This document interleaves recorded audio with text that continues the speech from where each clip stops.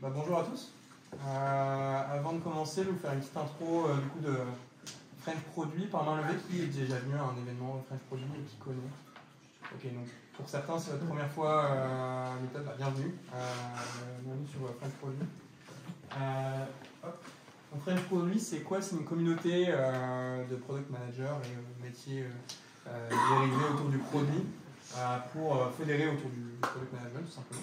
Donc pour cela, on a un Slack qui permet à toute cette communauté d'interagir et de promouvoir pas mal de choses.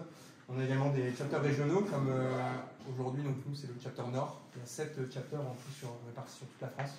Donc que vous alliez à Paris, à Marseille, à Tours même, vous ne serez jamais dépaysé parce que le French Produit sera toujours dans le coin. Pas mal d'initiatives et également pas mal de ressources, des replays, des podcasts et comme des meet-ups comme celui-ci. Si vous n'êtes pas sur le Slack, vous pouvez y accéder directement avec le petit QR code ici présent. Donc ça vous amène vers un formulaire auquel vous pouvez simplement indiquer pourquoi vous voulez rejoindre la communauté. Et ça se fait très simplement. Également, dans les initiatives qu'on a, on a des crews, donc c'est des groupes de product managers, que ce soit en physique ou en distanciel, répartis sur toute la France. Moi, par exemple, j'en fais partie d'un, où on se retrouve toutes les semaines, 2 semaines, en fonction de chaque groupe, pour évoquer des thématiques de chacun. Voilà. Ça permet de s'entraider entre pairs, et de monter en compétence, pas mal de choses.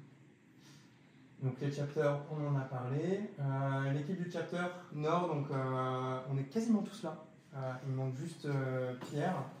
Mais voilà, donc si vous avez des questions, vous pouvez venir nous voir à la fin du talk. On fera plaisir de répondre à ces dernières. Un petit mot sur Advisory qui nous accueille ce soir par Simon. Yes, bonjour tout le monde, moi c'est Simon, je suis responsable RSE d'Advisory, donc l'entreprise qui a le plaisir de vous accueillir ce soir, on est ravis.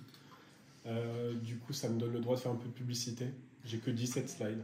Donc la première, c'est de vous expliquer qu'on est une agence spécialisée dans le product management. Notre particularité, c'est qu'on travaille essentiellement sur des grands comptes, d'où le product at scale. Dans le Nord, je vais faire original, on travaille avec tous les milieux, essentiellement dans le retail.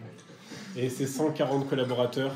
On est situé entre Lille, Paris et Bruxelles. Sur Lille, on doit être une bonne trentaine, sur Paris une centaine. Et on est ravis, en tout cas, de bosser tout le monde. Et ensuite, on a des clients qui nous permettent de réaliser du CA grâce aux collaborateurs. On est parti sur 3 bureaux et les clients sont particulièrement heureux. Donc, merci pour tout et je vous souhaite une très bonne soirée. Donc ça me permet de passer à l'événement du jour. Avant de commencer, de laisser la main à nos speakers du moment, je vais faire une petite passe D. Est-ce que, à main levée, ou qui utilise le no-code aujourd'hui dans son travail? Ok. Des outils en particulier ou qu'est-ce que vous faites autour du no-code très rapidement? Moi, des web apps et des automatisations donc sur Bubble, Make, avec parfois Airtable sur Make aussi. Ok, trop bien. D'autres Zapier, ok, trop cool. Et juste pour savoir, il y a combien de personnes qui utilisent du Notion au quotidien? Voilà, il y a plus de demandes, ok. Et est-ce qu'il y a des personnes du coup qui n'ont jamais utilisé de no-code?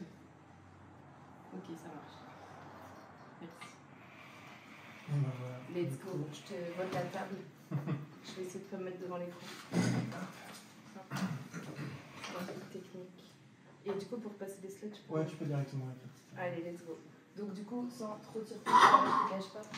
Je vais essayer de me souvenir ce qu'il y a sur la slide, mais c'est pas grave. Je pensais qu'on aurait un petit retour, mais... Ah ouais.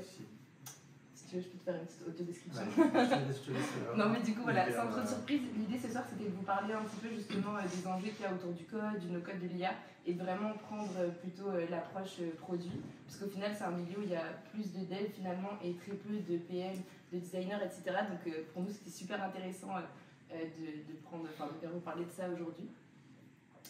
Et d'ailleurs, je remercie Alexis qui a fait le trajet depuis Paris pour venir pour le meet-up, donc très cool. Et merci aussi à French Produit pour l'invitation, très chouette, et à Advisory d'héberger l'événement. Du coup, moi, je vais me présenter. Donc, je m'appelle Manon Mercier. Je suis Product Manager No Code de base, mais là, j'ai une autre casquette qui est que j'ai fondé une agence qui s'appelle No Code Flow. Et on accompagne du coup la digitalisation essentiellement des TPE, PME. Donc, on fait à la fois du back, du front et aussi des web apps. Et l'idée, c'est d'avoir surtout une approche 360 et d'avoir une forte approche sur la partie produit et design. D'où le fait qu'on a une patte produit, du fait que je suis PM et qu'on travaille essentiellement avec des PM et aussi avec des devs no-code. Et moi je m'appelle Alexis, alors je parle pas très fort en général, donc n'hésitez pas à me dire si vous ne m'entendez pas dans le fond. Je m'appelle Alexis, je suis cofondateur de Contournement.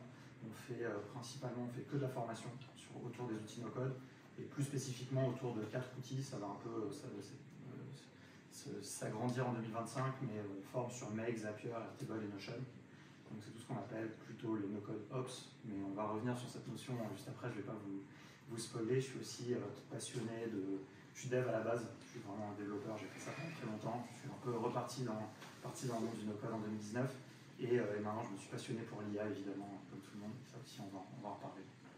Et aussi, je tiens à préciser que Contournement pour celles et ceux qui sont intéressés de se former un petit peu au no-code, ils proposent une formation d'initiation au no-code gratuite sur, il me semble, c'est Airtable, Zapier. Sur notre vision du no-code, donc c'est vraiment tous les sujets d'automatisation, etc. Et du coup, elle est en accès gratuit, donc voilà, moi j'aime bien la conseiller souvent comme porte d'entrée pour ceux qui veulent un petit peu se familiariser avec ça et voir l'étendue des outils sur la partie Ops. Alors, on va commencer par une petite définition, parce qu'on a déjà un petit peu employé le mot no-code comme un nom propre. Moi j'aime bien maintenant un petit peu plus parler d'outils no-code, ou de mouvements no-code. On reviendra aussi sur ce terme-là. Mais là, ce dont on va beaucoup parler, c'est des outils no-code. Un outil no-code, c'est quoi? Alors, c'est une définition qu'on propose chez Contournement, c'est pas un dogme, c'est pas un... Mais l'idée, c'est de se dire que déjà, un outil no-code, il va être flexible. Il vous permet de faire des choses différentes, numériques. Ça ne permet pas de faire des livres en papier, des choses comme ça, c'est vraiment des livrables numériques. Et ça doit être flexible. Un outil qui vous permet de faire que des CRM, c'est pas flexible. Un outil comme Airtable, par exemple, il vous permet de faire des CRM, des outils de gestion de projet, de gérer vos recettes de cuisine, faire différentes choses. Donc, quand on dit livrable numérique, évidemment, des sites web, des applications mobiles, des automatisations, des bases de données. Voilà, c'est un peu ça le truc. Deuxième chose qui nous paraît importante, et pareil, c'est pas une vérité absolue, mais c'est qu'il n'y a rien à installer pour faire ça. C'est pas un logiciel que vous installez sur votre ordi, c'est dans le cloud. Ça, c'est important parce que c'est ça qui rend ces outils très accessibles à des gens qui ne sont pas techniques. C'est ça le sujet du no-code. Quand on ne sait pas coder, qu'on s'intéresse à tout ça. Rien à installer pour utiliser les outils, mais rien à installer aussi pour ce que vous allez produire. Donc une base Airtable, quand vous allez donner accès à des gens, vous n'allez pas l'héberger quelque part. Pareil pour un site web sur Webflow, hébergé par Webflow, vous n'allez pas l'héberger sur un serveur FTP. Je ne sais pas, ça parlera à personne d'ailleurs, ça trèfle, mais c'est pas grave. Voilà, truc à l'ancienne. Et le dernier point, c'est que évidemment, vous allez faire tout ça sans lire ni écrire de code. Si vous avez l'obligation de lire ou écrire du code dans le cadre d'un outil, c'est que vous êtes plutôt dans un outil low-code. Ça, c'est un autre sujet, les outils no-code. Ça ne veut pas dire que dans un outil no-code, vous n'avez pas la possibilité de mettre du code. C'est possible, dans Airtable, vous pouvez mettre des scripts, dans Bubble, on peut mettre des plugins. Mais la base de ce que vous allez pouvoir faire sans lire ou écrire de code. Voilà, il y a des exceptions, mais bon, c'est un peu ça la définition. Il y a un autre truc qui est très important de positionner, c'est un peu l'objectif de cette petite intro, et après on va passer plus en la discussion, c'est qu'il y a deux grands courants dans le monde du no-code, deux grandes typologies de choses que vous pouvez faire. D'un côté, tout ce qui est application, apps, on appelle ça, mais apps pour dire application publique, une marketplace, des choses un peu plus, on va dire, B2C, un peu customer facing, comme on dit en anglais. Je n'arrive pas à trouver des bonnes traductions pour ces mots-là, mais... Bon, t'inquiète, je pense que... voilà, vous comprenez ce que je veux dire, donc des marketplaces, des applis mobiles que vous allez distribuer sur les stores, des choses comme ça.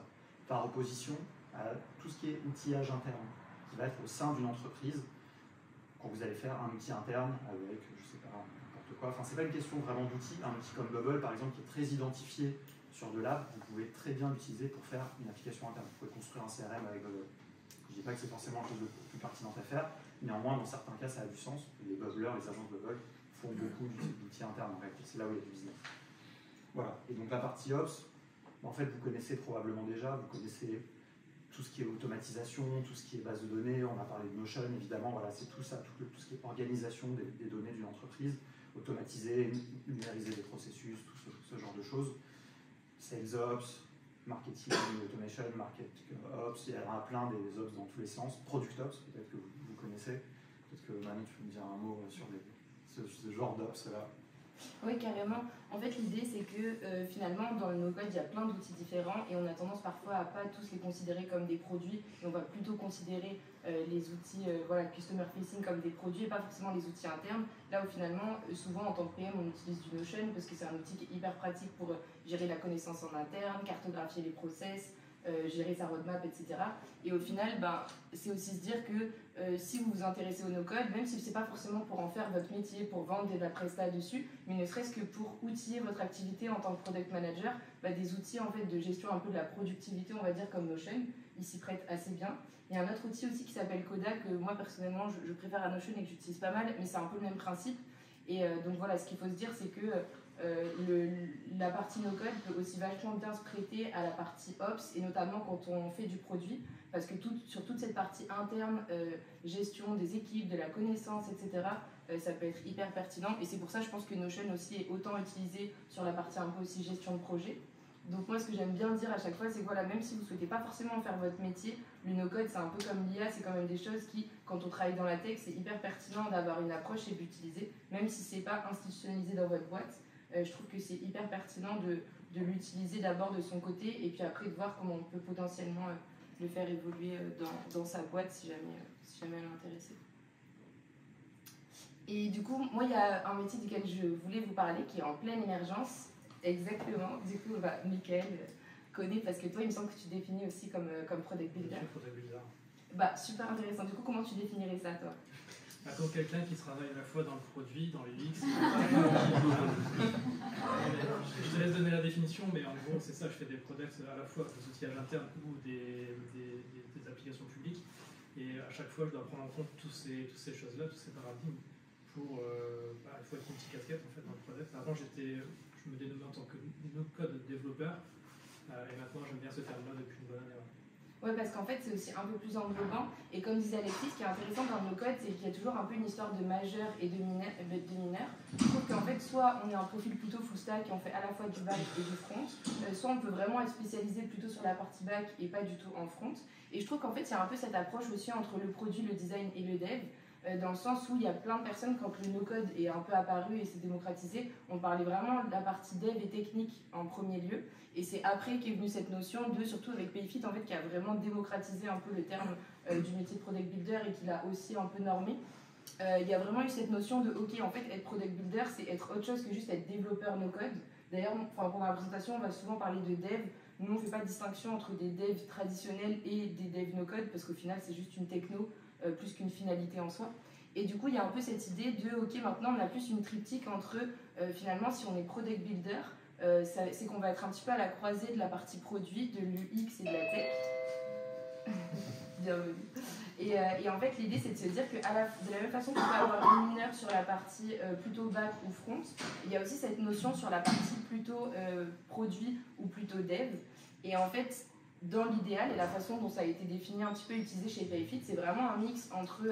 c'est une façon de gagner en vélocité dans le développement et de se dire qu'il y a et les équipes tech et les équipes produits et qu'entre les deux, on va dire, il y a des product builders. Et voilà, l'idée, c'était de faire un petit peu un mix entre tout ça. Et ce qui est assez intéressant, c'est qu'aujourd'hui, le métier de product builder, il est reconnu par France Compétences, donc c'est hyper récent, donc c'est pour ça que c'est un métier hyper émergent qui n'est pas encore tout à fait normé. Il y a plein de définitions différentes. Mais voilà, ce qui est intéressant, c'est de se dire qu'on peut faire à la fois du back et du front, et soit être orienté plutôt dev ou être orienté plutôt produit. Et donc ça, c'est un peu dans la théorie, selon moi. Donc la meilleure définition, on va dire, c'est celle qui est utilisée un petit peu par Payfit. Et après, il y a la réalité, qui est que si vous allez sur Welcome to the Jungle, ou en fait même en règle générale, quand vous voyez des personnes qui disent qu'elles cherchent des product builders, comme le no-code a quand même hérité de cet aspect très technique et un peu moins méthodo, au final, ce qu'on demande en règle générale, c'est une très grosse partie technique. Souvent, on s'adresse à des profils qui sont dev, et le terme de product builder, il n'est pas souvent hyper bien utilisé, hyper bien défini. Et donc ça change quand même, mais hier je suis allée justement sur Welcome to the Jungle et je recherchais un petit peu les postes de product builder. Là typiquement, donc je ne citerai pas la structure parce que c'est pas du tout le but, mais on voit que c'est vraiment plus orienté en fait dev, et on va utiliser le mot de product builder pour dire ok, il faut que tu aies quelques notions en fait en produit et en design, Mais voilà, c'est assez rare en fait les postes sur lesquels on recherche quelqu'un qui a avant tout une approche produit et design et qui touche un peu au dev. C'est quand même souvent le contraire. Donc c'est aussi pour vous sensibiliser au fait que si vous, demain, vous vous intéressez au no-code et que vous souhaitez peut-être développer des compétences dedans, c'est aussi ok parce que ce poste est vachement en train d'évoluer. Et pour l'instant, on recherche plus des personnes techniques qui ont un peu de notion de produit et de design, mais je pense qu'avec le temps, ça va vachement évoluer et qu'au contraire, on va rechercher plutôt des personnes qui ont une forte approche produit et design et qui ont la capacité de comprendre la complexité technique et de travailler avec des devs. Et ouais, ce qui est quand même assez intéressant, c'est que c'est quand même souvent tourné autour de, même si on utilise les termes de produits, etc., c'est quand même un monde où on manque cruellement, selon moi, d'approche produit. Et c'est pour ça que vous, si vous êtes PM, je pense que vous avez vraiment quelque chose à jouer là-dedans. Et en fait, on retrouve souvent des choses comme ça. Encore une fois, je ne citerai pas, mais c'est pour dire qu'on se dit, ok, on fait du produit, mais en fait, on va être super bon dans la rédaction des cahiers des charges. Je me dis, déjà, il y a un petit problème parce que l'idée, c'est quand même de se détacher un peu de ça et de ne pas aller vers des trucs hyper précis. Et donc voilà, souvent il y a quand même encore cette approche actuellement et je pense que ça va avoir vocation à évoluer. Et du coup, moi ce que j'aime bien dire sur le sujet, c'est qu'au final, en fait, les personnes, ce qu'elles voient dans le no-code, c'est vraiment la partie immergée de l'iceberg, qui est un peu la partie shiny, ça peut être le no-code, l'IA. C'est souvent pour ça que les personnes s'intéressent à ces technos, elles ont une idée très précise en tête. Et c'est qu'après, en fait, qu'on se rend compte que finalement, pour arriver à une solution qu'on a shippée très rapidement et à moindre coût, ça veut dire que le travail de conception, de recueil du besoin, etc. en amont, il a été super bien mené. Et je pense qu'actuellement, on se focusait vraiment énormément sur la partie dev et que de plus en plus, on prend conscience que pour shipper des bons produits rapidement et moins cher, il faut que toute cette partie-là en amont soit super bien gérée. Donc je sais pas ce que tu en penses, mais j'ai l'impression que quand même de plus en plus on valorise cette partie recueil du besoin, compréhension, justement s'éloigner un petit peu de cette notion de cahier des charges. Et j'ai l'impression qu'on va de plus en plus vers une approche où on valorise plutôt la méthode. C'est vrai que nous-mêmes chez Contournement, on s'est beaucoup concentré sur la formation sur les outils, jusqu'à ce qu'on se rend compte qu'à un moment, en fait, ça ne suffisait pas et qu'il fallait apporter de la méthodologie et que les no-codeurs et no-codeuses souvent étaient beaucoup trop un peu obsédés par les outils. En plus, il y en a plein qui sortent tout le temps et donc en plus, ça passe comme ça d'un outil à l'autre, sans, des fois, en oubliant un peu la finalité. Pourquoi on fait tout ça, pour qui on fait ça, qu'est-ce qu'on veut construire. Et donc c'est vrai que c'est quelque chose sur lequel on s'est beaucoup plus mis et c'est un discours qui commence à être ambiant. Manon en parle régulièrement, c'est vrai que c'est un sujet qu'il faut porter. Vous venez, en tout cas ceux qui sont plutôt PM, vous venez de l'autre côté, et on pense que c'est vraiment une force et que c'est un mélange tout ça qui est intéressant. Et évidemment, pour accentuer un petit peu, on n'a pas parlé d'IA forcément, alors il faut bien qu'on prononce ce mot à un moment ou à un autre. C'est juste pour dire que finalement on est dans un nouveau paradigme, je ne sais pas si c'est vrai, mais en tout cas sur la partie développement, donc encore une fois qui ne doit pas être la partie forcément principale, la technologie, maintenant on a un nouveau bout qui est l'IA et qui donne la possibilité à des gens non techniques de générer du code par exemple. Ça, c'est un des trucs qui est intéressant. Et donc quelque part le futur, voilà, c'est un mélange de code, peut-être écrit par des devs, un mélange d'outils de code no codé, de code généré par IA, d'outils no code. Et voilà, est-ce que ça c'est du low code ou pas, je sais pas, en tout cas pour moi c'est ça le futur. Et la technologie, ça va être un mélange de tout ça, il n'y a pas besoin que ça soit trop vraiment un truc dogmatique de dire bah non, moi je fais du no code, j'ai pas le droit de mettre de code dans le truc. Non, on peut faire un mélange de tout ça parce qu'encore une fois, de toute façon la technologie c'est pas la question principale en général. Carrément, et c'est pour ça aussi je pense que l'approche produit elle a beaucoup à gagner à s'implémenter un petit peu plus dans le monde du no-code pour qu'on réfléchisse un peu moins en termes de solutions et un peu plus en termes de besoins et de se dire qu'au final peu importe la façon dont on y parvient, le tout c'est de répondre à des besoins, s'assurer que ce soit les bons et de s'assurer qu'on peut mesurer l'impact de ce qu'on fait, mais au final les technos je pense que ça deviendra assez secondaire, d'autant plus qu'elles deviennent de plus en plus accessibles, d'où le fait que la compétence plutôt produit elle est je pense de plus en plus intéressante. Et une petite dernière slide, on passe un peu sur la partie question. Nous, on pense que c'est vraiment un mouvement avant tout, finalement, ce mouvement no code. On le voit, la communauté no code France est devenue très grosse, c'est un mouvement qui est mondial. Et c'est vraiment cette idée de dire, en fait, avant, il n'y avait que les devs qui avaient le droit, les devs traditionnels qui savaient écrire du code, qui avaient le droit de produire des choses. Maintenant, c'est plus le cas. Et ça nous a fédéré, ça a fédéré plein de gens. Et si ça vous intéresse de savoir un peu plus, vous pouvez regarder, donc il y a un très bon documentaire par notre ami Stan qui s'appelle Révolution no code. Je trouve que le titre est un peu exagéré, mais bon, ça c'est mon avis personnel. Néanmoins, le document est très intéressant. Donc ça, vous pouvez regarder sur YouTube. Vous pouvez aussi taper Révolution no code, vous tomberez dessus directement. Oui, il est accessible gratuitement aussi, donc assez chouette en intro. Il y a le Slack de No Code France, n'hésitez pas à le rejoindre. Vous serez très bien accueillis. On a la chance d'avoir une communauté qui est vraiment bienveillantes, même si je trouve ce terme très très galvaudé. Néanmoins, c'est les gens de la communauté qui l'utilisent aussi. Voilà, il y a un podcast, il y a notre ami Michael qui est là, qui s'est prêté au jeu de ce podcast. Je crois qu'il y a une cinquantaine de portraits qui a été fait. Donc c'est des gens qui font partie de la communauté No Code France, c'est des gens de la communauté qui font les interviews. Enfin voilà, c'est un projet communautaire, il y en a plusieurs comme ça. Et ça, c'est aussi une bonne manière d'être inspiré, de découvrir des profils, des parcours qui sont intéressants. Et enfin, c'est parti autopromo, mais j'ai coécrit un livre qui s'appelle No Code, une nouvelle génération d'outils numériques. Ça, c'est la version un peu théorique, c'est un gros pavé, mais bon, si vraiment le sujet vous intéresse, vous pouvez aller regarder là. Et on a essayé aussi de vraiment réfléchir d'où vient ce mouvement No Code, d'où viennent les outils No Code, un petit peu d'expliquer tout ça. Il y a aussi une partie beaucoup plus pratique, des conseils, mais c'est pas un manuel, c'est pas un mode d'emploi. Des outils, évidemment, ça n'a aucun sens dans un livre, mais aussi pour dire que les gens se sont intéressés un petit peu à ce sujet au point d'en écrire. Il y a un éditeur qui a accepté de le publier. Et c'est aussi l'idée que moi, ce que j'aime bien avec le no-code, c'est que déjà, c'est un mouvement qui est hyper récent, qui est en pleine construction. Et du coup, peu importe dans quelle ville vous êtes, un peu comme sur la partie produit, vous pouvez trouver des meet-up, des personnes qui vont être super investies, engagées pour vous aider à comprendre les outils, cette communauté, etc. Et ce qui est très chouette, c'est que ça permet de participer à un mouvement un peu à échelle humaine et surtout de se dire que je crois que la communauté francophone, c'est une des plus structurées, en tout cas à l'échelle mondiale. Et ce qui est trop chouette, c'est de se dire que voilà, peu importe où vous allez, vous trouverez des personnes qui vont être passionnées de no-code. Vous avez plein d'événements no-code. Il y a aussi la No-Code Week qui est organisée chaque année. Enfin, c'est vraiment en fait un mouvement un peu, je trouve, selon moi, politique, qui va bien au-delà des outils, qui est de démocratiser la tech à des secteurs et à des personnes qui n'auraient pas eu forcément accès. Et du coup, vous avez plein de personnes qui sont issues aussi de reconversion pro. Enfin, c'est vraiment des parcours un peu plus diversifiés que ce qu'on a l'habitude de rencontrer dans le dev traditionnel. Et en ça, c'est hyper intéressant et c'est ça qui rend aussi ça accueillant. Donc voilà, si ça vous parle et tout, n'hésitez pas à plonger dedans. Il y a énormément de ressources et surtout plein d'humains très chouettes derrière. Je pense comme dans la communauté produit, mais c'était important à préciser. Voilà, c'est tout. Merci à vous deux pour l'intro. Est-ce que déjà vous avez des réactions avant qu'on passe à cette phase un peu de table ronde, questions? Des réactions Non, écoutez, très bien. Moi j'ai une première question. Pour revenir un petit peu, vous l'avez évoqué pendant l'introduction, notamment le rapport au code, le fait qu'il y ait du no-code et du low-code. Peut-être un peu plus rentrer dans ce sujet-là.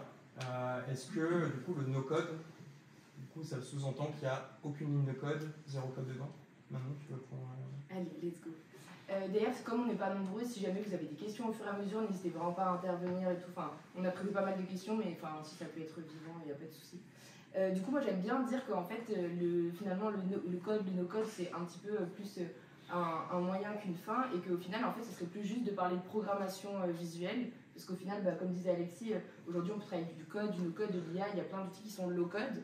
Et du coup, c'est un peu, pour moi, c'est un peu des débats stériles que de se demander est-ce que je fais une solution en code ou en no-code, qu'est-ce qui vaut mieux que l'autre. Souvent, je dis déjà, c'est un problème de riche. Si tu peux te poser la question de est-ce que je fais appel à une équipe de dev ou à une personne qui fait ça peut-être plutôt en freelance ou une agence. Donc en fait, il faut aussi se poser les bonnes questions et se dire que voilà, c'est avant tout des moyens plus qu'une fin, et que en fait, la technologie, elle est toujours là pour nous aider à répondre à des besoins, et qu'il faut sortir un peu de ces débats stériles, dans le sens où j'estime qu'aujourd'hui, les personnes qui font bien du no-code, c'est souvent quand même des personnes qui ont un passé sur la partie dev, qui ont des connaissances sur tout ce qui est logique algorithmique, booléenne, logique de programmation, et que du coup, ceux qui font bien du no-code, ça se rapproche énormément en fait des pratiques du dev classique, et que du coup, la distinction entre ces deux-là, elle n'a plus forcément vocation à être présente aujourd'hui, et qu'au final, l'idée, c'est de se dire, voilà, on répond à des besoins, peu importe que ce soit en code ou en no-code, mais je pense qu'il faut éviter d'opposer ça comme ça, parce que les personnes qui font bien du no-code aujourd'hui s'inspirent du code, et finalement, pour moi, même si on est dev, c'est plus une corde à son arc en plus que de manier du no-code pour se dire, ok, peut-être qu'en fait, si là, je veux créer un bouton, plutôt que de le coder à 100%, je vais plutôt utiliser du no-code et être capable de jongler un petit peu entre les deux. Donc c'est une question, je trouve, de code, no-code, qu'il faut assez rapidement en sortir pour se recentrer un peu sur pourquoi est-ce qu'on fait ça et comment on le fait, quoi. Ce qui est important, je pense, c'est ce que tu disais, c'est qu'il y a des notions de base qui ne sont pas liées à la programmation. Bon, oui, il y a l'algorithmique, etc., mais un truc qui est hyper important, c'est de comprendre les fondements en fait, du web, à mon sens. Comprendre ce que c'est une API, ce que c'est le langage JSON. Ça, c'est pas du code, en fait, c'est juste des concepts que vous allez devoir appliquer, et des gens qui maîtrisent ça, ce sont ceux qui vont pouvoir le mieux exploiter les outils no-code. Et effectivement, quand on fait du code, on est un peu obligé de découvrir ces choses-là, mais ça ne doit pas être une barrière, c'est pas une limite, et vraiment, ça n'a rien à voir, il ne faut pas s'auto-censurer et se dire que si on ne sait pas coder, on ne peut pas faire des choses, quoi. Mais par contre, pour bien exploiter les outils, il y a des fondamentaux, il y a des choses qui sont importantes de découvrir. Et même ce qui est super intéressant aussi là-dessus, c'est de se dire que moi, par exemple, j'avais pas du tout un background technique. Je sais même pas ce que c'était la tech de base. Pour moi, c'était genre du bois. Donc vraiment, quand on m'a proposé un poste dans ces milieux-là, j'avais pas du tout conscience qu'en fait, ce que c'était le développement, ce que c'était le product management, etc. Et en fait, ça m'a permis beaucoup plus à moi, qui était complètement newbie, de maintenant avoir des super bonnes notions techniques et dans mon métier de PM, d'être très orienté technique, que si j'avais fait par exemple une formation en dev. Et je sais qu'à l'époque, quand j'ai fait une formation de reconversion dans le product management, j'entendais beaucoup de gens dire qu'ils voulaient justement faire des formations en dev, des bootcamps pendant quelques mois pour mieux parler avec les devs. Et je me dis, finalement, si aujourd'hui vous êtes PM et que vous avez besoin de monter en compétences techniquement, je pense que ça vaut plus le coup de s'intégrer vraiment au no-code, qui est beaucoup plus accessible pour monter en compétences sur la partie technique, quitte à après aller vers du vrai code, entre guillemets, plutôt que de passer directement par cette porte-là, là où si vous n'avez pas de compétences de base en programmation, vous allez peut-être avoir plus de retard et vous allez peut-être en tirer moins de profit que si jamais vous faites des formations no-code. Si vous devenez par exemple hyper bon sur Airtable, qui est une petite base de données relationnelle, je pense que vous saisirez beaucoup mieux les enjeux des devs avec qui vous travaillez, si vous travaillez sur du pack, que si vous faites une formation pure dev pendant plusieurs mois. Donc c'est aussi une façon de rendre la chose plus accessible et d'aller de plus en plus vers de la technique. Est-ce qu'il y a des gens qui ont fait le wagon ou un truc comme ça?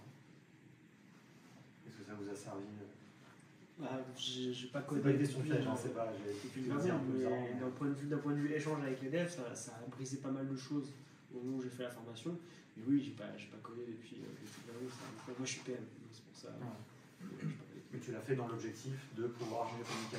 Est-ce que tu avais l'espoir aussi de non, j'avais pas l'espoir. Non, mais mais non, ça va, et voilà, ça m'a permis de mieux comprendre mon métier, les enjeux, ce que je pouvais apporter, surtout mes parties prenantes avaient besoin. Ça m'a beaucoup aidé à justement comprendre le raisonnement, la logique, comment avoir un peu cette approche-là, de gagner du temps du coup, dans ces échanges-là. J'aurais pu percer et continuer, mais c'était pas un objectif. Et après, effectivement, je découvert le no-code en parlant avec Manon, et c'est vrai que je me rends compte qu'il y a pas mal de choses qui sont beaucoup plus accessibles d'un point de vue du PM en faisant du no-code que du dev pur et dur sur Ruby on Rails ou Wagon. Accroche-toi. c'est un gros investissement de faire 9 semaines de Ruby pour parler avec des devs, je pense. Mais bon, l'objectif est atteint. Il y avait une autre personne, je crois, qui peut-être veut réagir rapidement. Tu avais levé la main également, non? Sur Wagon, je trouve que ça aide pas mal pour, comme tu disais, la pensée algorithmique et le découpage. En fait, je pense qu'on arrive avec un backlog mieux structuré et plus pertinent pour les développeurs. Après, si on l'utilise en perso, mais sur le boulot, non. Et juste pour savoir, est-ce qu'il y a des purs devs parmi nous? Non. N'hésitez pas aussi, du coup, vous, du coup, vous utilisez du no-code aussi? Pour ma part, pas vraiment. J'ai l'impression que à chaque fois que j'ai vu des solutions no-code, c'était plus pour faire du prototypage et qu'ensuite quand on voulait quelque chose où on était propriétaire de la donnée, où c'était justement sur les serveurs, où on voulait être plus en contrôle, ne pas payer un abonnement tous les mois à une autre entreprise. Là, là c'est un peu du dev qu'il y a besoin. Et pour le coup, je trouve le fait de parler de l'IA, ça change complètement le travail des développeurs aujourd'hui, effectivement. Et on est beaucoup moins les sachants, on est beaucoup plus. On commence à avoir beaucoup plus de devs qui sont incités à réfléchir de manière plus avec une approche produit, de dire ok, qu'est-ce qu'on résout comme problème. Il suffit plus de dire non, moi je fais juste ce qu'on me donne à coder. Dire non, il faut que tu comprennes pourquoi tu le fais, il faut que tu sois en capacité de éventuellement proposer d'autres choses, éventuellement du no-code lorsque c'est pertinent et que en fait, ta plus-value en tant que développeur n'est pas forcément pertinente. Je trouve que plus le temps passe et plus on demande aux développeurs justement d'être moins dans la technique, plus proche du métier, parce que les outils, l'IA, le no-code, permettent ça. Alors qu'avant, c'était pas vraiment possible pour les développeurs même de se sortir de ça en disant bon, t'as trop de taf à faire, reste dans ton truc de dev. Aujourd'hui, comme c'est plus possible, ça facilite aussi le travail pour les devs de discuter aussi dans l'autre sens. C'est pas juste pour les non-développeurs, mais aussi je trouve que ça m'a aidé à justement plus facilement échanger avec des clients, justement d'utiliser des outils no-code, ou en tout cas de me référer à des outils no-code pour justement se rejoindre. J'ai l'impression que c'est pas juste pour faire venir vers le dev, mais aussi vers les devs, plutôt vers le produit. J'ai l'impression que ça ramène un truc entre les deux. Non, c'est trop intéressant parce que moi, finalement, comme je travaille plus avec des devs no-code, j'ai pas forcément cette vision-là, donc c'est intéressant aussi d'avoir ça. Et toi, du coup, tu utilises aussi Oui, pour ma part, j'ai utilisé notamment, par exemple, Flutterflow, c'est pour les MVP. Donc c'est plutôt du mobile. Je me suis dit, bah, voilà, ayant été dev mobile, est-ce que ça vaut la peine pour un MVP de faire du mobile natif? Si bon, bah, je vais tester Flutterflow, voir ce que ça donne. Et puis après, plutôt des automatisations, usage de make, des choses comme ça. Et voilà, ça permet de se rendre compte aussi. Voilà, est-ce que justement, par exemple pour le mobile, est-ce qu'il vaut mieux faire un natif pour le MVP, ou est-ce qu'un outil comme Flutterflow peut être suffisant pour faire une question? C'est intéressant. Trop bien. On a parlé compétences de développeurs. Est-ce que du coup il y a un besoin de formation? Est-ce qu'un débutant qui ne connaît rien peut très facilement se lancer dans le no-code? Comment vous voyez la chose du coup? Je pense que ça ne surprendra personne si je dis oui, évidemment, les débutants, nous c'est vraiment notre métier, quoi. Et je pense que c'est. Alors, il y a plein d'outils no-code. Ça, c'est un truc qui est important à dire, on va citer quelques-uns. Quelqu'un parlait de Zapier, tout à l'heure parlait de Zapier. Make, déjà, deux outils qui ont des niveaux d'accessibilité différents. Ça, c'est très important. Quand je parle d'accessibilité, je ne parle pas d'accessibilité au sens accessibilité web, numérique, mais le fait de pouvoir se prendre la main sur l'outil. Il y a des outils plus ou moins accessibles. Donc il y en a, Airtable, Zapier, par exemple, je pense accessibles à des débutants. Néanmoins, même ces outils-là, pour partir sur des bonnes bases, c'est mieux de s'y former.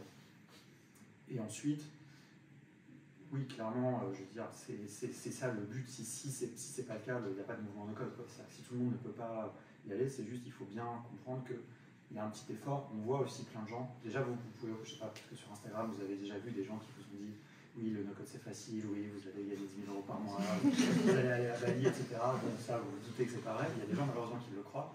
Moi, et ces gens-là, quand ils arrivent, ils viennent dans les formations et ils disent ah non, mais en fait, c'est difficile quand même. En fait, j'ai pas tout de suite 10 000 €, donc ça c'est la première surprise.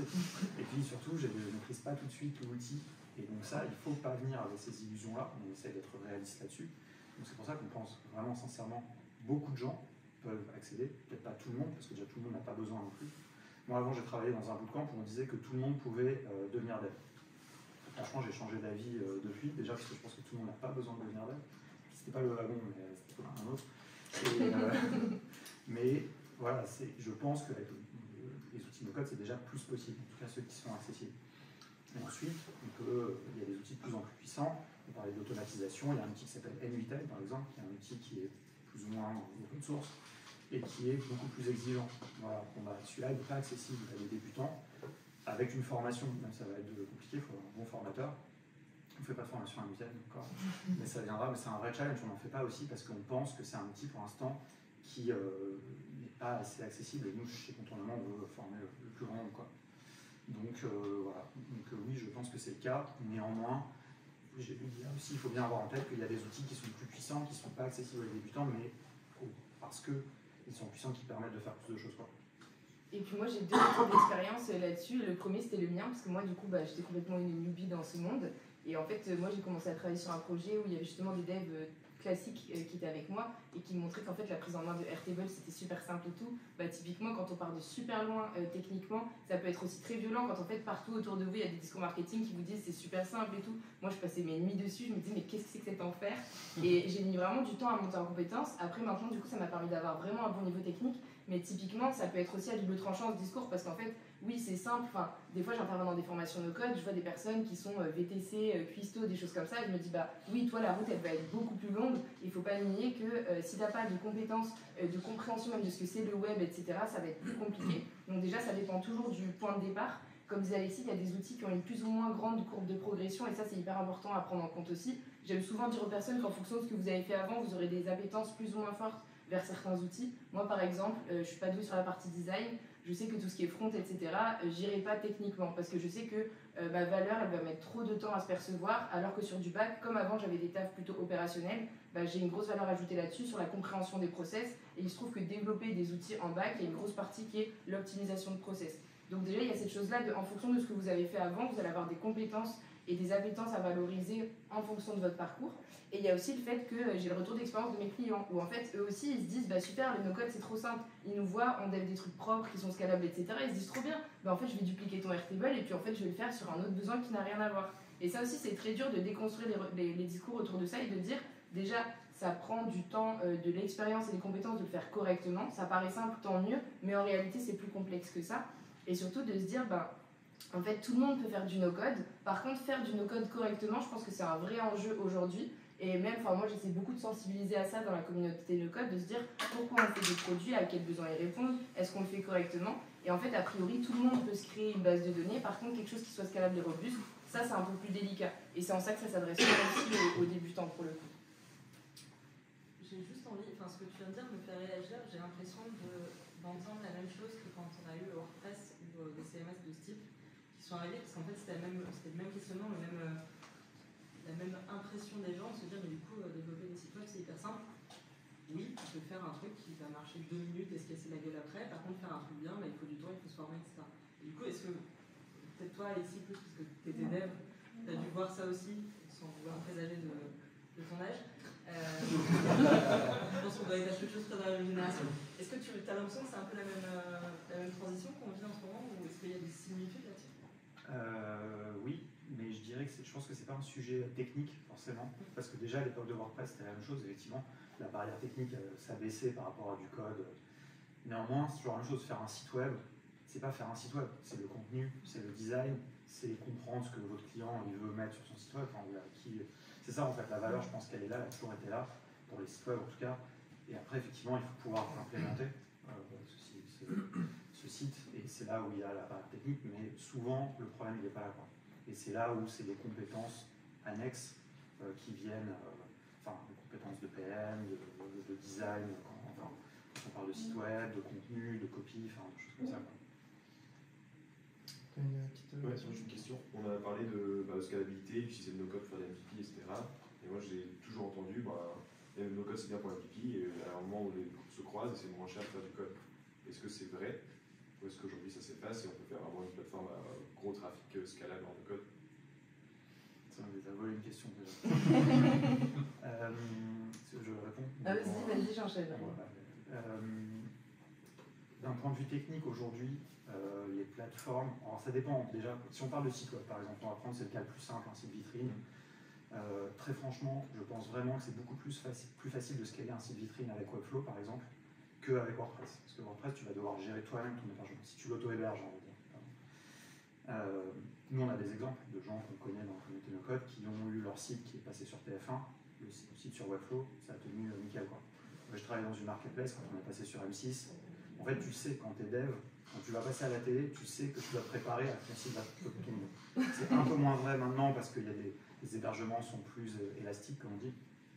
À l'époque, de toute façon, tu le sais, tu prépares comment récupérer les emails des gens pendant que le site est là.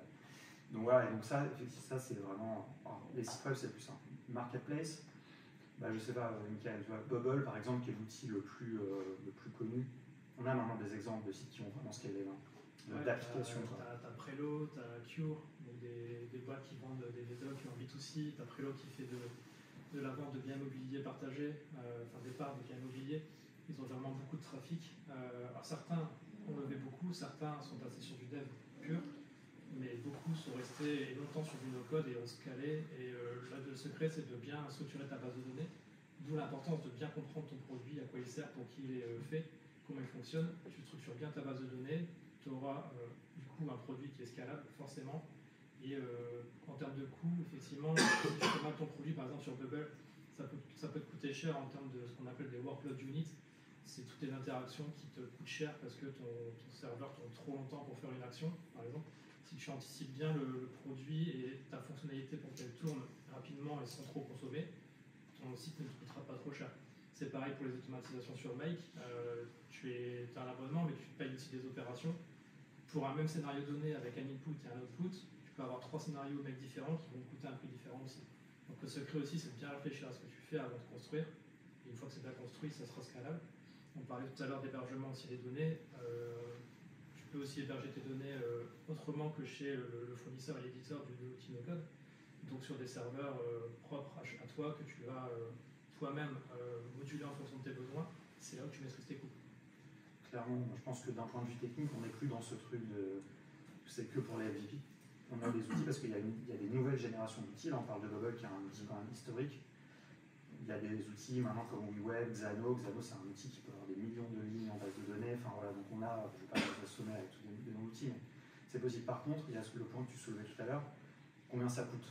Et en fait, c'est sûr qu'il y a une inéquation. Il y a un moment où ces outils-là, ils ont des coûts d'hébergement plus importants qu'une solution codée qui est hébergée. Ça coûte aussi, une solution qui est codée, il faut quand même payer des serveurs, mais généralement c'est un peu moins cher, quoi. Après, des fois, tu dois payer ton équipe de dev pour maintenir le run, tout ça, ça coûte. Donc il y a une inéquation à faire, quoi. C'est-à-dire qu'il y a un moment, effectivement, mais sauf que le truc, c'est que quand tu arrives à ce moment-là, ça veut dire que tu as un projet qui est passé à l'échelle, quoi. C'est des problèmes de riches, quoi. Mais d'un point de vue technique, cette limite, honnêtement, enfin, c'est pas pour défendre les outils no-code, mais on a beaucoup d'exemples maintenant, vraiment de choses qui sont passées à l'échelle. Modulo, les compétences techniques des gens qui le font, quoi. Ouais, en fait, moi, ce que j'aime bien dire, c'est qu'au final, le problème, c'est pas tant de se dire, ok, déjà, est-ce que c'est scalable ou pas, c'est de se dire, déjà, souvent dans le no-code, tu as quand même des starter packs.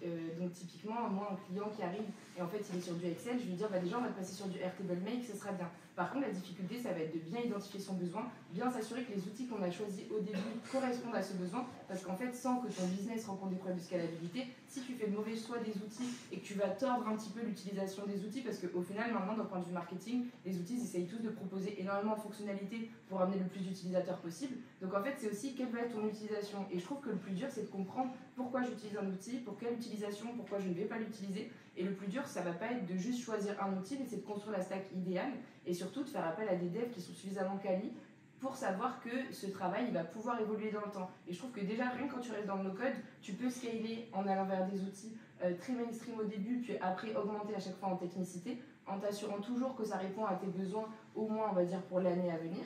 Et après, il y a un vrai enjeu qui est de se dire, au-delà de ça, en fait, cette approche MVP, je pense que c'est ce qui tue aussi un petit peu le no-code, parce que comme on se dit que c'est pour faire du MVP, on fait des trucs un peu cracra en termes d'archi, on fait du quick and dirty, moi j'entends tout le temps ça, on prend pas de designer, on prend pas de PM, juste on ship des fonctionnalités, et c'est ça en fait qui fait que le no-code c'est pas scalable. C'est pas tant la techno en elle-même, c'est la façon dont on l'utilise.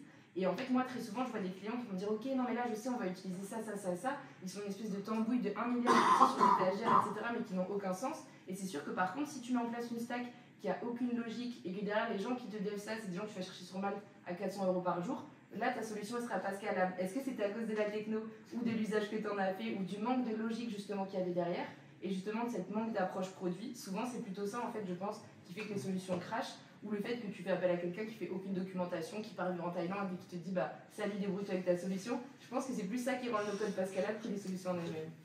Merci pour vos réponses.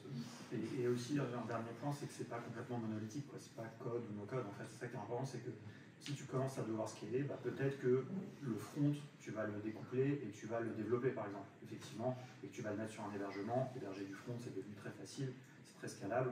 Et puis le back, ça va être un back no code, par exemple, ou alors peut-être que c'est l'inverse. Peut-être que les automatisations make, tu vas les remplacer par un petit bout de code. Ça arrive. C'est une optimisation qui peut être... Les vrais starts, ils font ça, tout leur tunnel d'acquisition, c'est du no-code ou low-code. Donc voilà, je pense que vraiment... Sur le paiement, et avec l'IA, plus que jamais, on va être dans des architectures hybrides. Peut-être ça sera 50-50, peut-être ça sera 90%. En fait, ça dépend aussi du profil des gens qui vont construire la solution, quoi.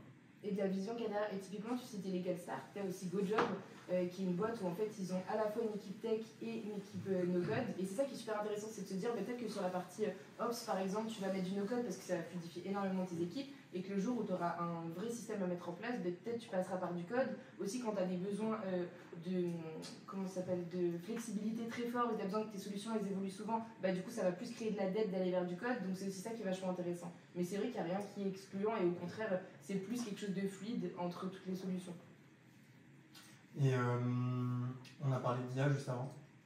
Est-ce que finalement aujourd'hui, il ne faut pas plus monter en compétences dans l'IA que sur du no-code? Est-ce que la montée en compétences du no-code, la connaissance du no-code, elle n'est pas déjà un peu obsolète avec la montée de l'IA justement? Comment vous voyez un peu cette combinaison des choses entre les deux? C'est une bonne question parce qu'on nous la pose souvent. Même nous, déjà les gens la posent à tous les bootcamps de dev, le wagon et tout, là ils sont quand même à se poser des questions. Je sais pas pourquoi je parle du wagon à chaque fois. C'est les plus visibles. Non, mais en plus c'est une boîte que je trouve très, très bien. Mais voilà, c'est vrai que c'est compliqué. Les gens aujourd'hui, tout le monde se demande est-ce que ça vaut le coup de devenir développeur alors qu'il y a l'IA qui arrive, qui est déjà là. Et nous, on a aussi un peu la même question maintenant avec les outils no-code. Et franchement, je ne sais pas encore répondre parce que ça évolue tellement vite, honnêtement. Enfin, nous, on suit beaucoup avec Mickaël, on discute souvent de tout. Là, on s'intéresse beaucoup à tout ce qui est génération d'applications complètes avec des outils comme Bolt, comme le Webol. Il en sort toutes les semaines. Enfin, je ne sais pas si vous suivez un peu ces choses-là. Ça évolue très vite. Donc, moi, je pense que, en fait, le problème de l'IA, si on parle de l'IA pour générer des applications, c'est qu'en fait, vous êtes enfermé avec l'IA. Puisqu'elle va vous générer du code, et si vous ne savez pas coder, en fait, après, vous ne pouvez plus rien faire. L'avantage des outils no-code, c'est que vous avez toujours ce paradigme de programmation visuelle qui est plus accessible. Donc peut-être qu'au début, vous allez mettre un peu plus de temps, il faut setup, etc., mais vous aurez toujours la main, quoi. Donc voilà, mais le truc, c'est que les outils no-code intègrent de l'IA également. Ouais, franchement, c'est en train de changer. Donc oui, il faut s'intéresser à l'IA, à la génération de code avec l'IA. Encore une fois, après là, on parle vraiment de la technique, quoi. C'est qu'un bout, mais c'est un bout qui est important. Mais... Bah, moi, en fait, ça me fait penser à ce qu'elle disait Hélène tout à l'heure, c'est de se dire, en fait, quand WordPress est sorti, ok, tout le monde s'est mis à utiliser des templates WordPress. Après, est-ce que ces templates, ils étaient adaptés? Est-ce qu'ils étaient optimisés en termes de SEO? Est-ce qu'ils permettaient d'évoluer? Bah, ça, c'est plus compliqué. Je pense que déjà, c'est un petit peu pareil avec l'IA, c'est de se dire, en fait, pourquoi on l'utilise et comment. Et en fait, effectivement, peut-être qu'on va pouvoir très facilement passer de l'idée au produit, mais est-ce que le produit sera évolutif, scalable, etc. Encore une fois, est-ce que ça répondait aux besoins? Mais par contre, moi, je vois ça plus comme des briques, dans le sens où pour moi, peu importe en fait le projet, que ce soit du back ou du front, il y a toujours une première partie où on va conceptualiser. Donc si c'est du back, on va optimiser un petit peu les process. Si c'est du front, on va designer les flows, etc. Ensuite, on va les matérialiser dans une solution technique. Et après, ce qui est carrément possible, c'est de rajouter une brique d'IA. Et en fait, je pense qu'en tant que personne qui évolue dans ce monde professionnel, c'est hyper important d'avoir ces notions à la fois en conception, à la fois en dev et à la fois sur la partie IA, et de se dire que finalement le but c'est de comprendre ces solutions, et ce qui va être de plus en plus valorisé, je pense, c'est des profils qui sont capables de comprendre les problèmes, de les traduire techniquement, de trouver la bonne techno, quitte à ce que ce soit pas nous qui le fassions jusqu'au bout, mais je pense que c'est plutôt ces compétences-là qui vont être hyper importantes, et comme c'est un milieu dans lequel on peut vite avoir du FOMO, parce qu'en fait il y a 1 milliard de technos qui sortent tout le temps, 1 milliard de personnes qui sont expertes de tout, c'est se dire finalement, est-ce que moi je suis capable de comprendre un besoin, de le traduire techniquement et en fait de comprendre les tenants et les aboutissants, même si je ne vais pas jusqu'à l'accomplissement. Mais je pense que c'est hyper intéressant de se dire qu'aujourd'hui ce serait quand même impossible d'imaginer, surtout dans nos métiers, de se passer des compétences en IA et en no-code, et finalement c'est plus des choses complémentaires, mais que tout le monde devrait avoir comme une corde à son arc. Et j'aimais bien parce qu'en fait souvent contournement, je les entendais dire que finalement maîtriser le no-code, et je pense que ça va avec l'IA, c'est comme en fait la nouvelle suite Office qu'on met sur un CV. Je pense que là c'est pareil, c'est savoir injecter un petit peu d'IA, un petit peu de programmation via du no-code dans ses pratiques du quotidien, même si on n'en est pas expert. Je pense que c'est jamais perdu, et surtout faut pas oublier que le commandé mortel n'utilise pas en règle générale ces technos, donc ce sera jamais obsolète que de maîtriser quand même une techno. Mais par contre, effectivement, si on fait toute sa carrière autour de ça et d'un outil, oui, là, ça a plus de chances d'être obsolète. Et le profil que tu viens de décrire, celui qui comprend le besoin, qui essaie de le retranscrire, qui fait des choix forts de techno, etc., finalement, c'est un profil très produit. Oui. Donc, le rôle du product manager, très large, en design, engineer, finalement, toutes les compétences autour du produit, elles sont loin d'être obsolètes dans ce monde-là finalement. Ouais, carrément. En fait, moi, c'est aussi, je dis ça parce que c'est le positionnement de mon agence, mais c'est aussi que j'en suis convaincue. Moi, de base, j'étais une moldue, j'étais pas dans ce monde-là. En fait, des fois, je me dis, je vais voir des devs et tout, ils sont à fond sur une techno, ils sont hyper. Moi, je préfère les gens qui ont une approche plutôt agnostique. Et typiquement, je travaille avec Phil aussi, du coup, dans l'agence, sur la partie produit. Et ce qui est trop cool dans son profil, c'est qu'il est hyper agnostique. Et en fait, c'est hyper important les profils comme ça parce que très souvent, dans le code, on est vraiment full focus solution. Et moi, je suis toujours en mode, mais en fait, à quoi ça sert? Pourquoi on fait ça? Ton client, il s'en fiche de la techno que tu vas utiliser. Moi, ce que je veux, c'est que déjà tu te poses et que tu comprennes réellement le besoin. Et ça, il n'y a rien de mieux qu'en fait quelqu'un qui n'est pas technique parce qu'il n'est pas biaisé. Moi, en fait, comme je build aussi, j'ai ce biais qui fait que tout de suite, j'échange avec un client, je suis là, ah ouais, ok, on va le mettre sur telle techno, telle chose. Non, ce qui est super intéressant, c'est de faire une vraie phase de recueil du besoin. Ensuite, se dire, ok, face à ce besoin techniquement, quelles sont les solutions pour y répondre? Que ce soit du code, du no-code, de l'IA, quelque chose d'hybride. Et de se dire, ok, c'est cette traduction-là, je pense, qui va de plus en plus avoir de la valeur, là où finalement, tout le monde peut se perdre dans cet océan d'outils. Et tout le monde peut s'y former et tout le monde peut faire des trucs un peu cracra dessus. Et du coup, la compétence produit, pour moi, elle est hyper importante parce que justement, c'est cette capacité à comprendre les choses pour ensuite trouver des solutions adaptées, là où tout le monde court vers la solution adaptée et tout de suite la mettre en œuvre. Donc je pense que quand même, le no-code se professionnalise dans ce sens-là. Et moi, je suis un peu convaincue qu'on ne sera jamais en manque de travail si on a cette approche-là parce qu'il y aura de plus en plus de solutions, de plus en plus de gens qui voudront les utiliser, mais de moins en moins de personnes qui seront en mode attends, viens, on fait les choses correctement. Hyper intéressant. Tu veux compléter, Alexis ou... C'est bon. C'était très bien dit. Non, très bien. Et par rapport à ça, je rebondis un petit peu sur. On a parlé de boîtes, de start-up notamment, qui ont réussi à scaler grâce au no-code, etc. Est-ce que le no-code aujourd'hui, il n'est pas réservé, on a un petit peu répondu déjà, mais aux petites boîtes type start-up? Comment est-ce que. Par rapport à ça, je vais la tourner différemment. Est-ce que des grands groupes, on est chez Hub qui travaille dans la métropole de Lille avec pas mal de gros retailers qu'on connaît tous, est-ce que ce genre de boîtes-là, aujourd'hui, elles ont des opportunités au travers du no-code? Comment est-ce que vous voyez les choses? Avant de parler des grands groupes, je vais répondre à ta question. Moi, j'espère pas que c'est réservé aux startups. C'est vraiment pas l'objet, en tout cas, du mouvement no-code. Vraiment, quand je vois les profils des gens, en fait, il n'y a pas tant que ça de start-upers.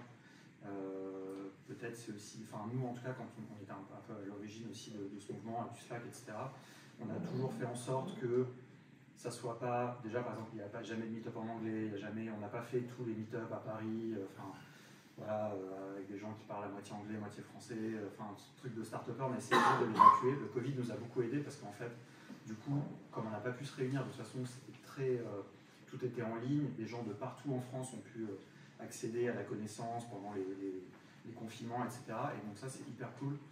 Et je compléterai ça avec le fait que j'espère vraiment pas que c'est que pour les startups, parce que tout le monde a besoin, en tout cas, là je parlais toute la partie Ops, automatisation, etc. Et moi je pense que ceux qui en ont plus besoin, c'est les TPE, les PME. Et vraiment, et nous, principalement nos clients viennent plutôt de ce monde-là, en tout cas c'est ce qui nous intéresse plus.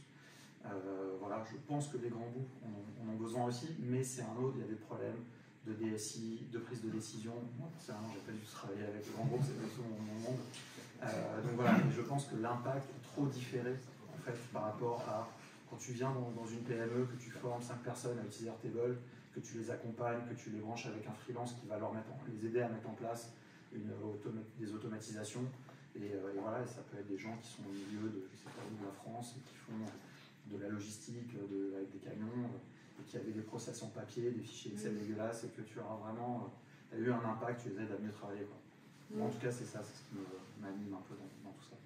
Mais carrément, je pense que cette image du no-code, c'est pour les startups, ça vient un peu de cette idée de on lance des MVP. Et en fait, ok, on a vu souvent des personnes qui, typiquement, veulent lancer leur boîte et pour créer leurs produits, ils font un bootcamp pour apprendre de Bull, pour lancer leur app et tout. Je pense qu'il y a vraiment une autre approche aussi et qu'effectivement, sur toute la partie Ops, nous, notre cible, c'était PME. Et en fait, je pense que c'est ceux qui ont le plus besoin d'être outillés. Parce que moi, je vois le no-code comme une façon d'adresser, de donner accès à la tech à des secteurs ou à des personnes qui n'y avaient pas du tout accès jusqu'à présent. Et moi, je dis souvent, en fait, mes clients, ils s'en fichent du code ou du no-code. Ils se seraient jamais payés des devs de base. Donc déjà, on exclut ce débat tout de suite. C'est des gens qui travaillent sur Excel. Donc cette population-là, je pense qu'elle a d'autant plus intérêt à utiliser du no-code parce qu'en fait, il y a une vraie... ils sont vraiment intermédiaires entre Excel et des solutions type Salesforce, etc. Et je pense que c'est hyper important. Le no-code adresse très bien ces gens qui sont dans cette espèce d'entre-deux. C'est aussi hyper utile pour les assos qui sont carrément les oubliés de la tech. Et typiquement, ça permet de produire des solutions plus rapidement, à moindre coût. Là, c'est encore plus important de hyper bien cerner le besoin. Moi, je me dis, au moins, tu as de budget, au plus tu as besoin d'un PM au final. Donc, pour ces acteurs-là, je trouve que le no-code correspond carrément. Et sur la partie grand groupe, c'est vrai qu'effectivement, tu fais face à d'autres enjeux qui sont la DSI et tout. Moi, je dis souvent, tu peux rentrer par la petite porte aussi, qui est la porte des opérations.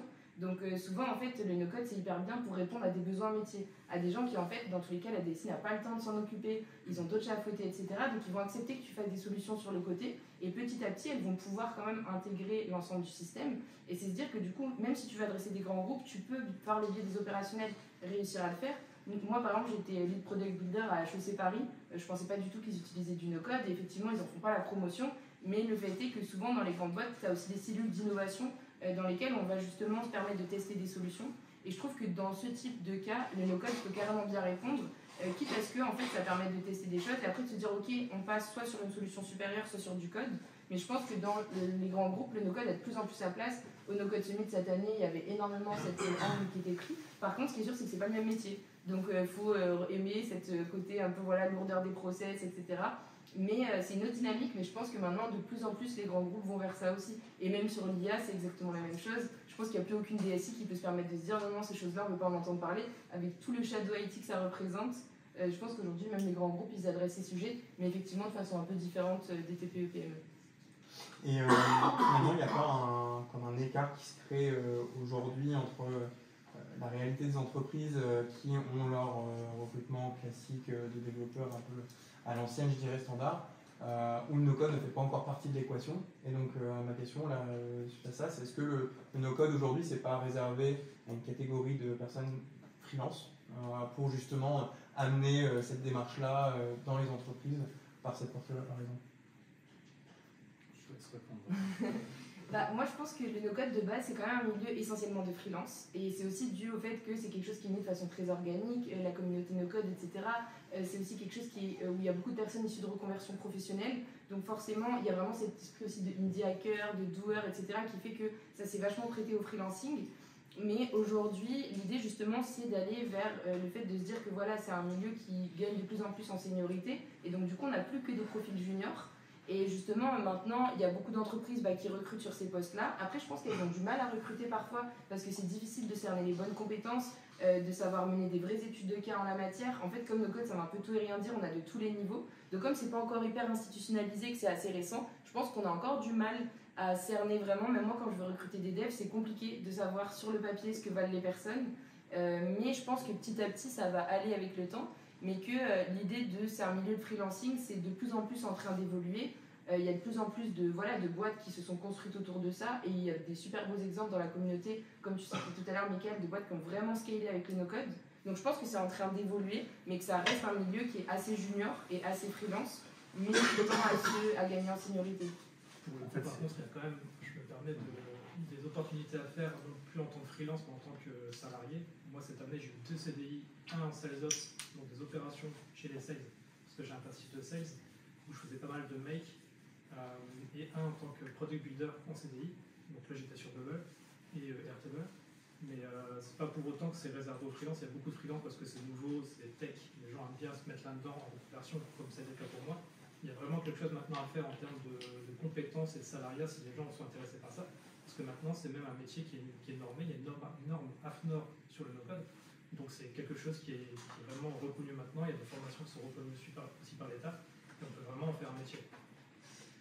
En fait, je pense que c'est corrélé vraiment à l'adoption des outils no-code dans les entreprises. C'est-à-dire qu'effectivement, au début, une entreprise, avant de se lancer full force à recruter des gens et tout, elle va faire bosser un freelance ou une agence, mettre en place des choses, et puis peut-être ensuite, si ça fait ses preuves, recruter quelqu'un qui va maintenir le système, etc., notamment sur les sujets d'ops, mais il y a aussi des startups qui se sont fondées, comme tu disais, par des gens qui ont fait des bootcamps il y a 3-4 ans. Certaines d'entre elles, pas beaucoup, mais certaines, ont perduré, ont scalé et ont recruté des product builders pour continuer à développer le produit. Peut-être un truc qui a été fait par une ou deux personnes, qui a bien marché, et puis constituer des équipes. Donc ça va aller que en grossissant, logiquement, on espère. En tout cas, on voit bien que l'adoption des outils grandit. C'est pas genre la courbe hockeystick, quoi. Enfin, c'est un peu tranquille, mais c'est pas plus mal parce que c'est stable et voilà, c'est pas un boom absolu, mais on voit bien que ces outils font partie des outils qui vont s'imposer dans le futur, quoi. Si on prend juste Notion, quand même, c'est un outil maintenant qui est utilisé très, très globalement, quoi. Et notamment par des grands comptes aussi. Et en plus, tous ces outils-là, c'est là où il y a le plus de postes qui se créent sur les outils les plus mainstream, les plus utilisés, parce que du coup, ils ont vraiment besoin de recruter en interne. Et il me semble, je sais plus si c'était Erwan ou toi, qui avait lancé une plateforme justement qui recensait toutes les offres autour du no-code. On l'a lancé, ouais, je suis content, ça s'appelle No-Code Jobs. Et du coup, où en fait, il y a des nouvelles offres de postes, de stages très régulièrement autour du no-code, et ça s'institutionnalise de plus en plus quand même, quoi. Après, ça reste un petit marché, hein. Faut pas le dire clairement. C'est quand même... C'est vrai qu'il y a plus de missions freelance, il y a aussi de plus en plus de gens qui veulent devenir freelance, mais ça évolue au fil du temps. Dernière question, c'est en lien un petit peu avec celle-ci. Finalement, cette courbe d'apprentissage en interne des entreprises d'adoption finalement de cette démarche no-code, elle peut permettre également de casser ce vendor locking un peu de ne pas avoir la maîtrise finalement de ce qui est proposé par les acteurs du no-code aujourd'hui. Par rapport à ça, comment vous voyez les choses? C'est vrai qu'on a un peu évoqué le sujet du vendor locking. Le vendor locking, ça veut dire d'être enfermé avec ses fournisseurs, quoi, de sorte. Donc, notamment, c'est un des choses qu'on reproche beaucoup aux outils no-code. C'est vrai, hein, c'est factuel. Hein, quand on utilise Airtable, on a toutes ces données sur Airtable. On peut les exporter en CSV. Bon, on ne va pas faire grand-chose des CSV, quoi. Donc, voilà, effectivement. moi, ce que j'aime bien rappeler juste par rapport à ce sujet-là, c'est que quand on travaille avec des devs, on est aussi enfermé avec des gens. C'est-à-dire que, ok, on a l'impression qu'on possède le code source. Encore faut-il qu'ils aient travaillé avec une techno pas trop exotique. Encore faut-il trouver si jamais ces devs ils disparaissent. Ça arrive régulièrement, par exemple, dans les assos. Il y a un bénévole, il est super motivé, il fait un truc et puis il disparaît dans la nature. Et puis l'asso, elle est là. Et puis elle vient voir. Moi, j'ai eu le cas où souvent, elle vient nous voir. Et puis là, on regardait, on disait, franchement, déjà, le framework qu'il a utilisé, le mec, on ne connaît pas. Soit des fois, il avait utilisé un truc standard, mais il l'avait mal utilisé, il n'avait pas documenté. Donc, en fait, il y a toujours un peu ce truc-là. Et puis à la fin, il faut se dire aussi le code, il est hébergé quelque part. Donc on est enfermé avec OVH, AWS, je ne sais pas qui. Plus ou moins, on n'est pas enfermé. Tu n'es pas enfermé parce que tu peux bouger, mais tu en es dépendant quand même. Après, c'est vrai que le code, ça se migre, ça se bouge plus ou moins facilement. Donc mais en tout cas, peut-être au niveau du code, on va pas parler d'hébergement parce que c'est vrai que au niveau du code, je pense que c'est un peu une illusion de croire que le fait de posséder son code, de posséder les fichiers avec du texte dedans, fait qu'on est complètement autonome. Potentiellement. Peut-être une nuance sur ce que tu dis. C'est que, en soi, le fait qu'aujourd'hui il y ait beaucoup de vendor lock-in dans les entreprises qui font du no-code, c'est le business model de ces boîtes. Et c'est pas la nature du no-code. Le no-code, c'est simplement un choix technologique de rendre. Tu parlais de développement visuel. En fait, moi, c'est un truc en tant que développeur. Quand tu me demandais si on utilisait ça, enfin, si on utilisait du no-code en tant que développeur, pas vraiment, mais le mouvement no-code touche les développeurs parce qu'on nous demande en tant que développeur de faire des choses qui sont accessibles visuellement par des non-développeurs. Et cette philosophie, cette mentalité-là, elle n'est pas forcément attachée avec un business model de vendor lock-in où tes données sont chez nous, tu ne peux pas exporter, etc. Je pense que si aujourd'hui, il y a encore une majorité de solutions qui ont un vendor lock-in qui est un peu problématique, c'est juste une question de business model des boîtes qui bossent là-dedans aujourd'hui, mais en soi, la philosophie du no-code, je pense qu'on va arriver un jour ou l'autre, à avoir des solutions où juste tu as un logiciel qui permet de faire ton site, ton application en no-code, tu l'exportes en PHP, SQL, ce que tu veux, et c'est tout, et tu n'as pas de vendor lock-in derrière, ce sera juste. Mais on n'y est pas encore, on n'a pas encore une majorité d'entreprises qui font ça, mais je pense que c'est juste une question temporaire, mais c'est pas inhérent au no-code que ce sera toujours comme ça, on sera toujours verrouillé, et je pense que on pourra sortir de ce truc-là et ne pas avoir cette comparaison-là qui, pour moi, est juste temporaire. Quoi. Il commence à y avoir de plus en plus d'outils open source, etc. Mais bon, ils viennent avec d'autres problèmes. Après, tu vois, c'est comme tu dis, il y a certains outils, tu peux exporter le code, mais c'est ce que tu en fais parce que probablement il y a beaucoup de développeurs qui disent que oui, le code généré par les outils no-code n'est pas bon, c'est discutable. Après, mais moi, en tant que développeur, franchement, j'avais jamais envie de repasser même par derrière un autre dev, quoi. Donc, mais bon, s'il y a une possibilité. Après, il y a l'IA qui rentre dans tout ça, où ça va donner aussi des opportunités différentes. Tu voulais dire quelque chose, il y avait une question aussi au fond. Oui, moi, c'était justement, c'est exactement sur la question des outils no-code open source et avec les possibilités offertes d'avoir des self-hosts.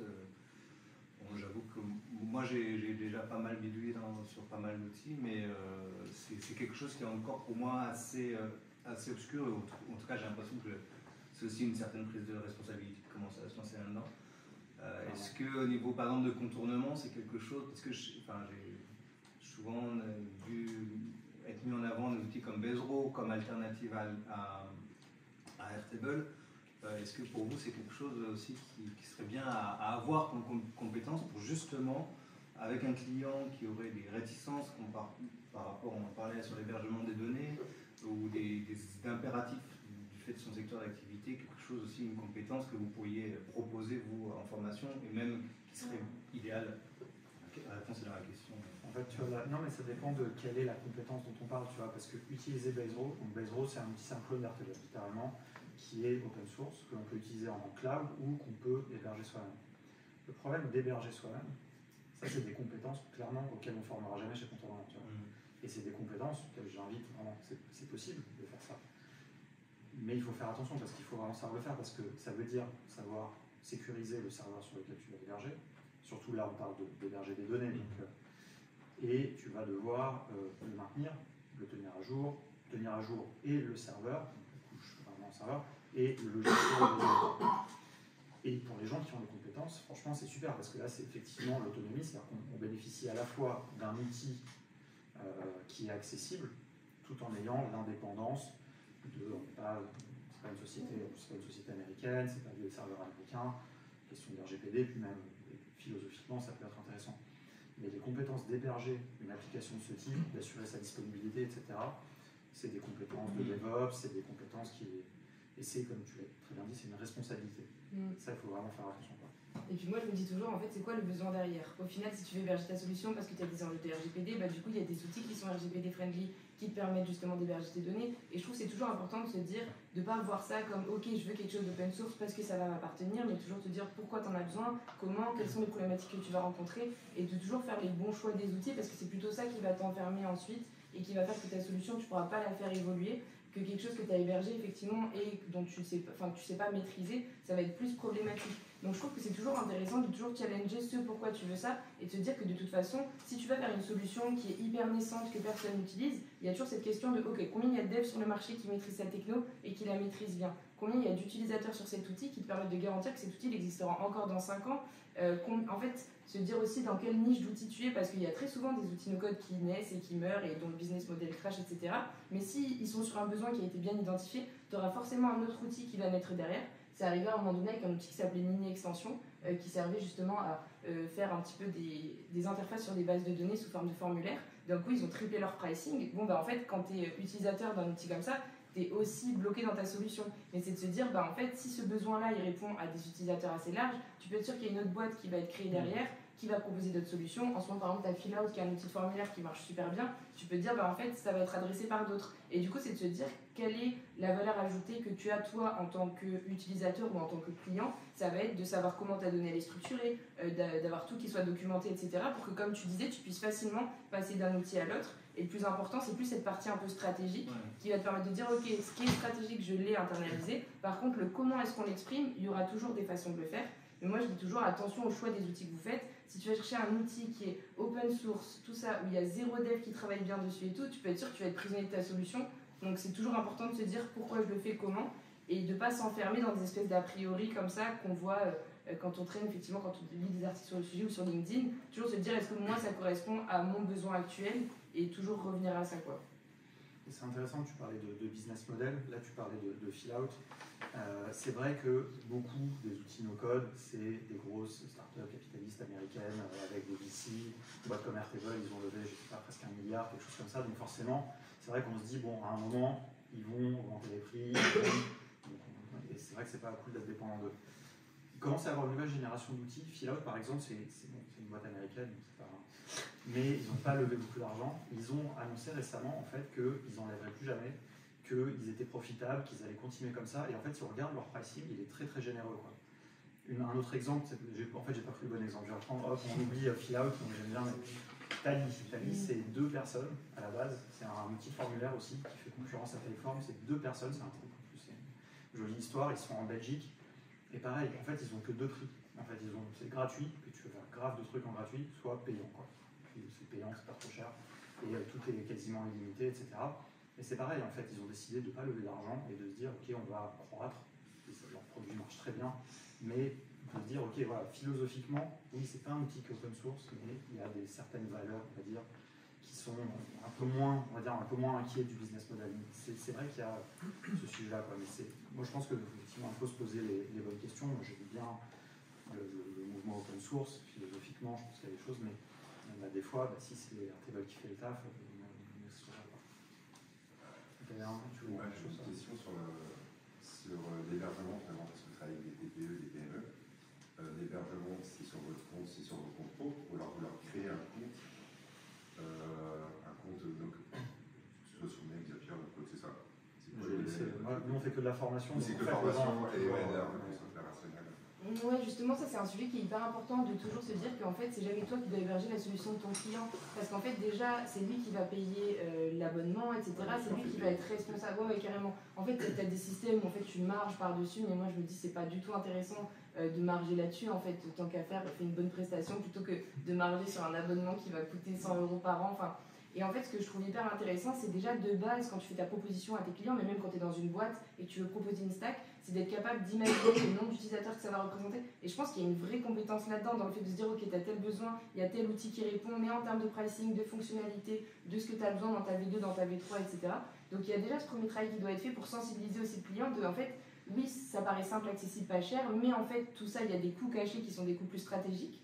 Et donc, c'est hyper important que ton client soit responsable de sa solution, que tu lui dises, en fait, c'est toi qui vas payer. Moi, je suis pas responsable si demain, l'outil triple ses pricing ou autre, on trouvera une solution pour faire face à ça. Et donc, c'est hyper important que ce soit pas toi qui héberge, mais vraiment ton client. Comme ça, tu le sensibilises aussi à ton compte Airtable, c'est toi qui gères ça. Et en fait, tu m'invites sur ton compte et moi, je viens, j'ai un accès en tant que créateur d'app, mais que ce soit vraiment lui qui gère ses abonnements. Et c'est aussi pour le sensibiliser à commencer à être une petite DSI, même dans une TPE ou une PME, tu te crées une adresse spécialisée sur tes outils qui soit générique. Tu vois, il y a toute une logique quand même de sensibilisation aussi à ce que c'est le web, la façon dont on l'utilise. Et du coup, c'est hyper important. J'ai jamais entendu personne dire héberge toi-même la solution de ton client sur du no-code, en tout cas, ou en tout cas pour des outils qui s'adressent à des TPE, PME. Bah, c'est vrai que c'est pas dans l'esprit, quoi. L'idée, c'est d'autonomiser les gens. Des coûts de gestion sur la comme tu as dit, ils vont marger de faire un peu. Ouais, ça existe. Hein. Il y en a qui le font, oui, mais oui. je pense que c'est pas dans l'idée. L'idée, c'est d'autonomiser. Et c'est aussi d'enlever, parce que, encore une fois, le vendor locking, déjà, il y a le vendor locking effectivement autour du provider, et puis aussi des freelances. Quoi. Et donc, au moins, tu te dis, bon, si les gens ils ont accès à leur compte, etc., s'ils veulent plus travailler avec toi, si tu es un peu honnête, ils peuvent aller travailler avec quelqu'un d'autre.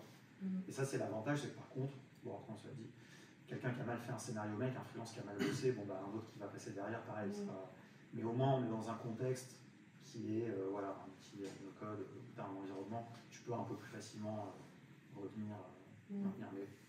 Mais il y a des vraies questions d'éthique en fait derrière tout ça, et c'est pour ça que je trouve ça hyper important de sensibiliser les gens, aussi les utilisateurs, à dire en fait qu'est-ce que ça représente tout ça. Tu as le droit d'exiger de comprendre ta solution, tu as le droit d'exiger d'avoir une documentation, de dire si demain on veut plus travailler ensemble, comment est-ce qu'on va faire. Et je pense qu'on peut casser un peu ce manque de professionnalisme qu'il y a autour du no-code via justement une éthique un petit peu plus générale sur construire des solutions digitales pour les gens. C'est comme si tu construis une maison pour quelqu'un, bon, tu as des artisans qui vont faire n'importe quoi, qui vont rien t'expliquer et qui vont mettre des fenêtres à la place des portes. L'idée, c'est de se dire, même toi, en fait, en tant que consommateur, tu peux challenger ça et demander à avoir des choses qui soient aussi robustes, qui puissent évoluer dans le temps. Et c'est pour ça que je trouve que le no-code, ça peut aussi démocratiser ça, même côté boîte, utilisateur, client, de mieux comprendre en fait les solutions qu'on utilise. Et comme tu disais, de ne pas être un peu face à un truc de non, mais en fait, c'est la technique, j'y comprends rien. Et que ça invite un peu plus à créer de la pédagogie autour de ça. Je pense que c'est hyper important. Ouais. Et c'est un peu l'enjeu de démocratisation autour de tout ça. Je vois l'heure qui tourne, un petit mot de la fin peut-être pour conclure cet échange. Code, no code, IA, comment est-ce que vous comprenez que tout ça? Là, je pense que tout le monde a hâte de l'apéro. Les bières sont au frais. C'était très cool d'échanger. C'est ça qui nous intéresse, je pense. C'est pas juste de livrer ce que nous on pense, de challenger tout ça. Franchement, donc c'était cool. Merci pour l'invitation. Merci à vous deux pour ce soir en tout cas. Et puis